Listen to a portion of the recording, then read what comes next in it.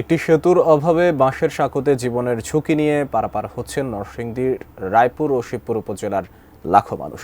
রাধাগঞ্জে আড়িয়াল খাঁ নদের উপর সেতু না থাকায় দুর্ভোগ পোহাচ্ছেন প্রায় 12 গ্রামের মানুষ। সেতু নির্মাণে স্থানীয়দের দীর্ঘদিনের দাবি আজও উপেক্ষিত। নরসিংদী থেকে সোহাগ মিয়ার তথ্য ও ছবিতে ডেস্ক রিপোর্ট। নরসিংদীর রায়পুর উপজেলার আদিয়াবাদ ইউনিয়নের ঐতিহ্যবাহী রাধাগঞ্জ বাজারের পাশ দিয়ে বয়ে গেছে আড়িয়াল খাঁ নদ। এই নদের উপর স্থায়ী কোনো সেতু না থাকায় দুই পাড়ের 12টি গ্রামের মানুষের পারাপারে একমাত্র ভরসা নড়বড়ে এই বাঁশের সাঁকো। শিক্ষা প্রতিষ্ঠান, হাসপাতাল, বাজারঘাটে যাতায়াতে এই বাঁশের সাঁকোই ভরসা। তবে বর্ষায় নদে পানি বেড়ে গেলে পারাপার করতে হয় ছোট নৌকায়, ফলে প্রায় ঘটছে দুর্ঘটনা। বিশেষ করে স্কুল শিক্ষার্থী শিশু, নারী ও অসুস্থ বৃদ্ধদের পড়তে হয় চরম দুর্ভোগে। স্টুডেন্ট নরসিংদী সরকারি কলেজে বিভিন্ন কলেজে পড়াশোনা করে, তারাও পরীক্ষার সময় বা ক্লাসের সময় সঠিক টাইমে পৌঁছাতে পারে না শুধু বৃষ্টির কারণে। আমরা ছাত্ররা এপার পারাপারে খুব কষ্ট করে, কত ছাত্র পড়া পাও ভাঙছে, হাত ভাঙছে।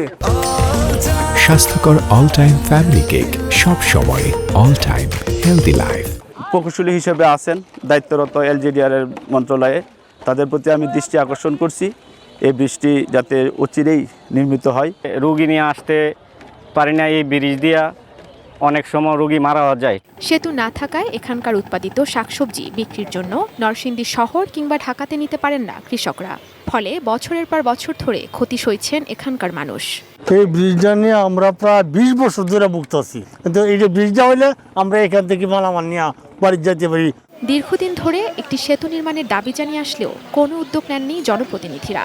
তবে আন্ডার 100 মিটার প্রকল্প বাস্তবায়নের জন্য বছরখানেক আগে প্রস্তাব পাঠানো হয়েছে বলে জানালেন এই কর্মকর্তা। পিডি স্যারের সাথে যোগাযোগ করব যাতে দ্রুত বাস্তবায়ন করা সম্ভব হয়। এরকম 32টা ব্রিজের প্রস্তাব পাঠানো হয়েছে, কিন্তু এগুলা এখনো সবগুলো ব্রিজ অনুমোদন হয়। আশ্বাস নয়, দ্রুত আড়িয়াল খাঁ নদে সেতুর বাস্তবায়ন দেখতে চান এলাকাবাসী। Ishrat lima, desk report, ATN news.